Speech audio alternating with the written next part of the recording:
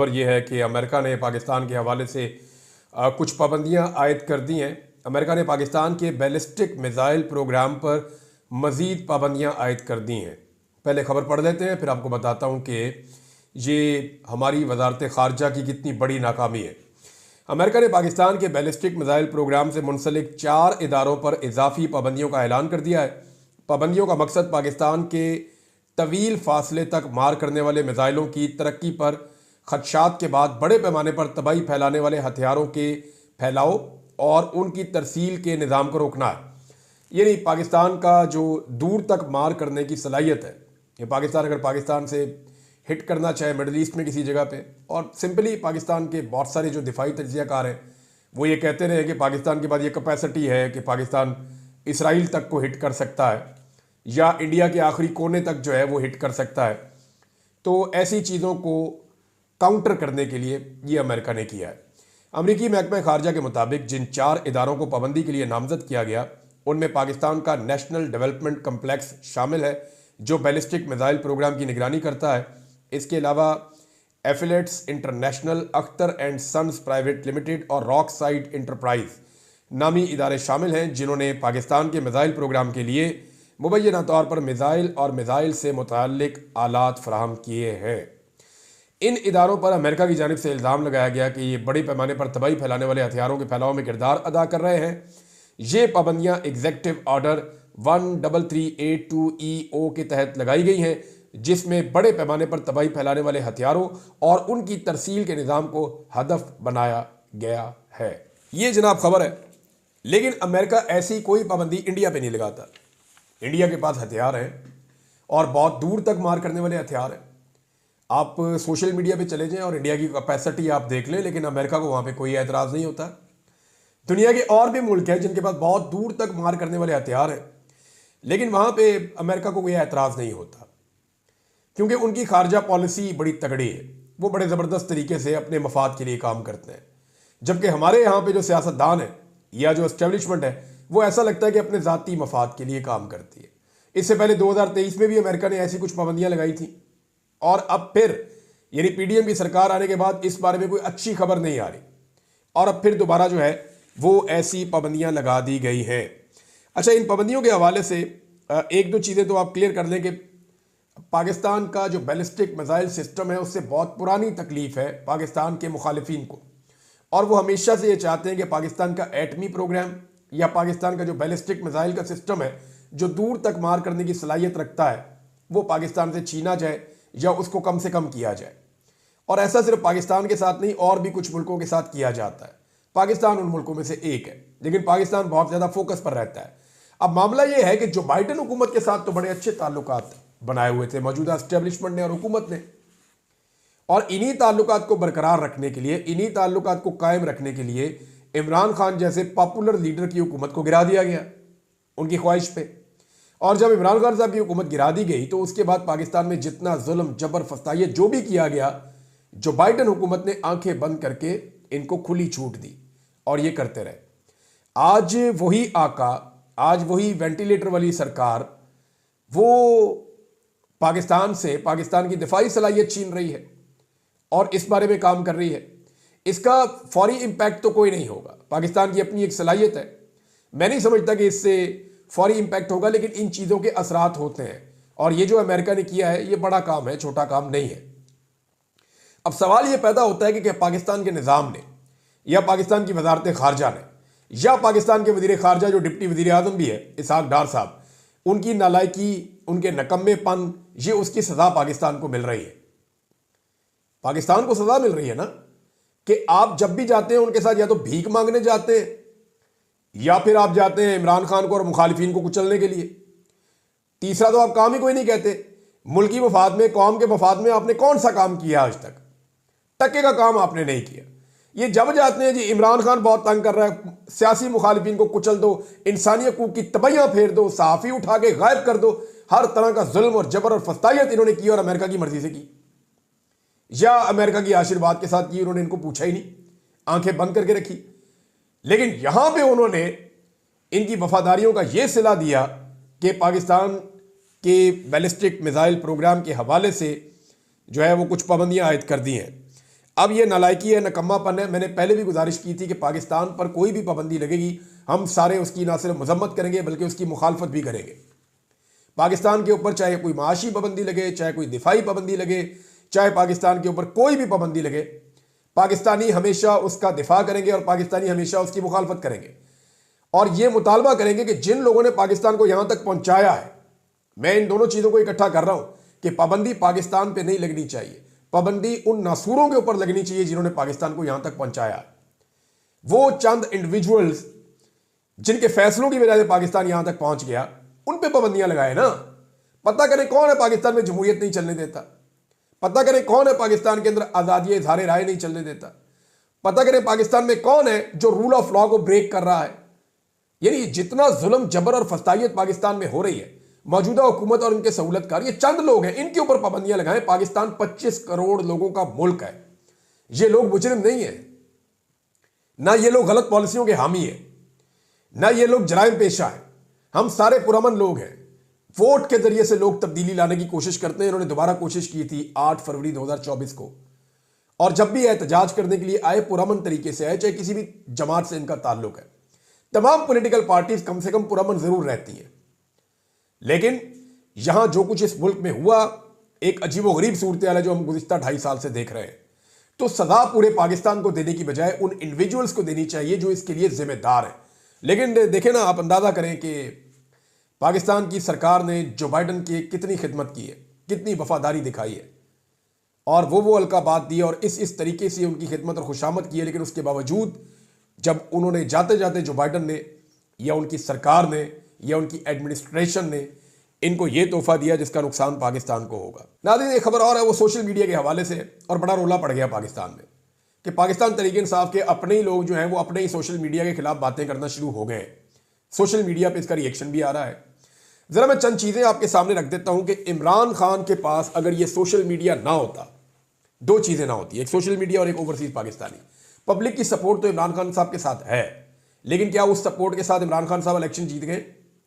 क्या उस सपोर्ट के साथ इमरान खान साहब को उनका इक्तदार मिल सकता है?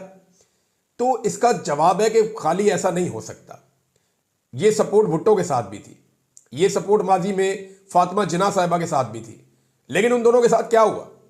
कुछ भी नहीं हुआ, वो कुछ कर ही नहीं पाए। तो सोशल मीडिया क्या है इमरान खान के लिए, जरा मैं थोड़ा सा आपको बताना चाहता हूं। अगर इमरान खान के पास ये सोशल मीडिया ना होता ना, तो पाकिस्तानी मीडिया के ऊपर इमरान खान साहब बैन हो चुके थे। ना लोगों को उनकी शक्ल याद होती, ना लोगों को उनकी आवाज याद होती। सोशल मीडिया ने उनके सारे पुराने क्लिप निकाल के लगाए, बल्कि आर्टिफिशियल इंटेलिजेंस के जरिए से उनकी नई आवाज बना के लोगों को सुनाई और इमरान खान को लोगों के दिलों में और जहनों में पूरी तरह से जिंदा रखा। नंबर 2, इमरान खान साहब की तो पेशियां भी बंद कर दी, नजर ही नहीं आ सकते किसी जगह पे, जेल के अंदर ही बंद करके रखा हुआ है। जब से बंद है तब से अब तक ना आवाज है ना तस्वीर है। तो इसको एक कहावत है, आंख ओझल पहाड़ ओझल, कि जो चीज आपको दिखाई नहीं देती वो फिर बात खत्म हो जाती है। तो एक और चीज, इंतखाबी निशान भी ले लिया गया था इस पार्टी से। तो सोशल मीडिया था जिसने इंतखाबी निशान मुख्तलिफ किस्म के लोगों को याद दिलाए थे। जब कंपेन पे पाबंदी थी ना पाकिस्तान तहरीक इंसाफ पर, तो सोशल मीडिया था जिसने ये सारी कंपेन चलाई थी। तहरीक इंसाफ की हजारों गिरफ्तारियां हुई, किसी खाते में भी नहीं होनी थी, ना किसी अखबार में खबर छपनी थी, ना किसी टीवी चैनल के ऊपर खबर छपनी थी। ये तो सोशल मीडिया का कमाल है जिसने एक एक गिरफ्तारी के बारे में बताया, एक एक अगवा के बारे में बताया, एक एक बंदे के बारे में आवाज उठाई, तस्वीरें लगाकर बताया, ग्राफिक्स बनाकर बताया, और ये बताया कि पाकिस्तान के अंदर किस किस्म का जुल्म जबर और फतायत हो रही है, और लोगों को अवेयर किया कि भाई जुल्म का ये लेवल है। ना होता तो कहीं पता ही ना चलता। फिर इलेक्शन की जो तारीखी मुहिम चली है, पाकिस्तान की तारीख में ऐसी मुहिम नहीं चली जो पाकिस्तान तहरीक इंसाफ के लिए सोशल मीडिया ने चला दी है। ऐसी मुहिम चलाई है कि तारीख में इसकी मिसाल ही नहीं मिलती कि बगैर पैसों के खंबे खड़े हुए और इलेक्शन जीत गए। उन्हें पता ही नहीं था वो जीत सकते हैं, और वो 50-50 हज़ार की लीड से जीत गए। किसी को मिल गया फॉर्म 47 और किसी को नहीं मिला। इंसानी हकूक की बदतरीन खिलाफ वर्जियां हुई, चादर और चार दीवारी का तकद्दुस पामाल किया, खवातीन को अगवा किया गया, बच्चों को अगवा किया गया, टॉर्चर किया गया, सहाफ़ियों को अगवा किया गया, शायरों को अगवा किया गया, लोगों के बयान हल्फी हुए, अगवा बराए बयान हुआ। ये सारी चीज़ें की गई, जुल्म और जबर का एक बाजार गर्म किया गया। लेकिन पाकिस्तान में तो किसी ने देखा ही नहीं, ना कहीं अखबार में था, ना कहीं टीवी पे था। ये सारा कुछ आपको पता चला कैसे? सोशल मीडिया से। वरना सोशल मीडिया ना होता किसी को पता ही ना चलता कितने हजार बंदे उठाए गए, कितने घरों में छापे पड़े हैं। साथ वाले घर में छापा पड़ता आपको बाद औक़ात नहीं पता होता। तो सोशल मीडिया ने अवेयर किया पूरे पाकिस्तान के अंदर भी और पाकिस्तान के बाहर भी। फिर जो हजारों गिरफ्तारियां हुई हैं, फिर फायरिंग और लाशों वाला मामला, अगर ये सोशल मीडिया ना होता ना तो इलेक्ट्रॉनिक मीडिया तो खा गया था सारा कत्लेआम। ये 12 लाशें भी किसी ने नहीं माननी थी। ये तो सोशल मीडिया को दाद और शाबाश देनी पड़ेगी, उनका शुक्रिया अदा करना पड़ेगा कि आपने बताया कि रियासत ने गोली चलाई और फिर गोली चलाते हुए दिखाया भी आपने। तो सोशल मीडिया को ये क्रेडिट आपको देना पड़ेगा। अगर वो नहीं होता तो डी चौक का जो साने और कत्लेआम है वो पड़ गया होता है इमरान खान साहब के खाते में। फिर जब सारी पार्टी गैर मुअस्सर थी, लोग इमरान खान को छोड़कर जा रहे थे, तो उस वक्त एक चीज जो हार नहीं मानी वो इमरान खान का सोशल मीडिया था जो सबसे मुअस्सर था। अगर इमरान खान की सियासत को आज किसी ने जिंदा रखा हुआ ना तो वो सोशल मीडिया ने रखा हुआ है। इमरान खान की अपनी हिम्मत है, अल्लाह रब्बुल इज्जत का करम भी है उनके ऊपर, लेकिन सोशल मीडिया की ताकत से आप इनकार नहीं कर सकते। ये पार्टी खत्म हो जाती, हर चीज बह जाती अगर सोशल मीडिया के ऊपर जिंदा ना रखा जाता। तो सोशल मीडिया ने लोगों को अवेयर किया, इस पार्टी के साथ जोड़कर रखा, एक एक जुल्म और एक एक ज्यादती बताई और एक एक कंपेन चलाई, एक एक मामले को सोशल मीडिया पर उठाया गया। और आज वही सोशल मीडिया बुरा है। ये कैसे कह सकते हैं कि सोशल मीडिया बुरा है?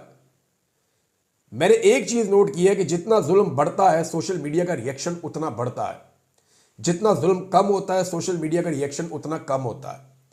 ये दोनों चीजें एक दूसरे के ऊपर डिपेंडेंट हैं, इंडिपेंडेंट नहीं है। ऐसा नहीं है कि लोग पागल थोड़ी है कि उठते हैं और उठ के सुबह होती है गालियां देना शुरू करते हैं और शाम तक गालियां देते हैं और शाम को गालियां देकर सो जाते हैं। नहीं, गोली क्यों चलाई ये सवाल जब उठा तो उससे पहले गोली चल चुकी थी। अगर गोली ना चलती तो यह सवाल ही ना उठता कि गोली क्यों चलाई। यानी एक अमल होता है तो उसके रद्द अमल में सोशल मीडिया एक्चुअली आपको रद्द अमल देता है, वो रिएक्शन देता है, रिएक्ट करता है सोशल मीडिया कि ये क्यों हो रहा है, गलत हो रहा है, रिएक्ट करेंगे, ये हो रहा। अब वो रिएक्शन अगर बुरा लगता है, यानी एक शायर का शेर है कि किसी को चोट लगे तो वो रो ही देता है, किसी को चोट लगे तो वो रो ही देता है। तू अपने सब्र को इतना ना आजमा पागल। तो ये ऐसा नहीं हो सकता कि किसी को चोट लगे और वो रोए भी ना, जुल्म रहे और अमन भी हो, क्या मुमकिन है तुम ही कहो। तो ये नहीं हो सकता ना, मुमकिन नहीं है। लोगों को चोट लगती है फिर वो चीखते हैं, बताते हैं कि ये जुल्म हो रहा है और सोशल मीडिया के ऊपर लोग फिर एक दूसरे के दर्द को और दुख को महसूस करते हैं। अब इसके ऊपर आप गुस्सा नहीं कर सकते कि जनाब हमने आपको मारा आप रोए क्यों, हमने आपको मारा आपने पूछा क्यों कि क्यों मारा। अब पाकिस्तान तहरीक इंसाफ के अंदर से कुछ लोग सोशल मीडिया को नकब लगा रहे हैं और आने वाले वक्त में ये ओवरसीज पाकिस्तानियों पे भी अटैक करेंगे। ये आप मेरे से लिख कर ले लें, क्योंकि ये वो दो चीजें हैं जो निजाम से बर्दाश्त नहीं हो रही और यही वो दो चीजें हैं जो इमरान खान साहब के सामने ढाल बनकर खड़ी हुई हैं। मिसाल के तौर पे ओवरसीज पाकिस्तानी अब जो करने जा रहे हैं, एक तो डोनाल्ड ट्रंप की हलफ बर्दारी तक, पाकिस्तानियों ने ट्रक खरीद लिए जी बहुत सारे अमेरिका में, और ये जो ट्रक है इनके ऊपर वो डिजिटल स्क्रीनें लगी हुई है बहुत बड़ी बड़ी, इनको अमेरिका में वो फिराते रहते हैं मुख्तलिफ शहरों में। और इनके ऊपर जो साना डी चौक हुआ है उस हवाले से, पाकिस्तान की मौजूदा हुकूमत और एस्टेब्लिशमेंट के हवाले से बाकायदा इन्होंने विजुअल्स लगाए हुए हैं जो वो दिखा रहे हैं और पूरे अमेरिका में बता रहे हैं। और जो उनके अहम ईवान है, अहम जगह हैं, वहाँ पे वो उनको ले जाते हैं, वहाँ खड़ा करते हैं, वहाँ वो बता रहे हैं कि पाकिस्तान में किस किस्म का जुल्म, जबर और फस्तायत हुई है और किस तरह निहत्ते लोगों के ऊपर गोली चलाई गई है। तो ये गोली क्यों चलाई, ये सवाल अमेरिका के अंदर अमेरिकन पाकिस्तानियों ने अपने ट्रक खरीद के ये कंपेन चलाई हुई है। और डोनाल्ड ट्रंप की हरफ बर्दारी पे भी उनका इरादा है कि इन सारे ट्रकों को इकट्ठा करके उस तरफ ले जाएंगे और वहां पे ये विजुअल सारा दिन चलते रहेंगे और जो लोग भी हलफ बर्दारी में आएंगे पूरी दुनिया से वो देखेंगे कि पाकिस्तान में किस किस्म का जुल्म, जबर और फसाइयत हुई है, डी चौक के अंदर किस किस्म का मैसेकर हुआ है और उसके नतीजे में कितने लोग शहीद हुए हैं और अभी क्या सूरत हाल है, वो सारा कुछ, और कौन लोग इसके लिए रिस्पॉन्सिबल है। तो वो अमेरिकन पाकिस्तानी जो हैं ओवरसीज, वो उन ट्रकों को वहां लेकर जाएंगे और दुनिया भर के सैकड़ों बड़े इंपॉर्टेंट लोग आएंगे और वो देखेंगे, तो पाकिस्तान की क्या इज्जत होगी। मेरे ख्याल में पाकिस्तान के निज़ाम को होश के नाखून लेने चाहिए। ओवरसीज पाकिस्तानी एक बहुत बड़ी ताकत के तौर पे उभर के सामने आए।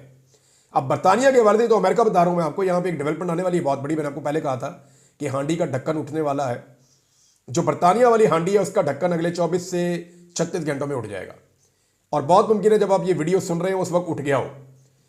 24 घंटों के अंदर अंदर मेरे अंदाजे में उठ जाएगा, क्योंकि एक छोटी सी चीज़ कंफर्म करना बाकी है और उसके बाद जनवरी के मिड में बरतानिया में एक बड़ी कार्रवाई होने जा रही है और उस बड़ी कार्रवाई से पाकिस्तान के अंदर जो एस्टेब्लिशमेंट और हुकूमत है उसके कदम लड़खड़ा जाएंगे और उनके लिए बड़ी मुश्किल पैदा हो जाएगी।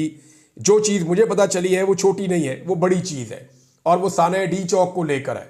तो बरतानिया में जो बड़ी कार्रवाई होने जा रही है वहाँ की हुकूमत की ज़ेर निगरानी, उसकी अनाउंसमेंट अगले 24 घंटों से 36 घंटों में आप सुन लेंगे तो आपको आइडिया हो जाएगा कि ये क्या होने जा रहा है।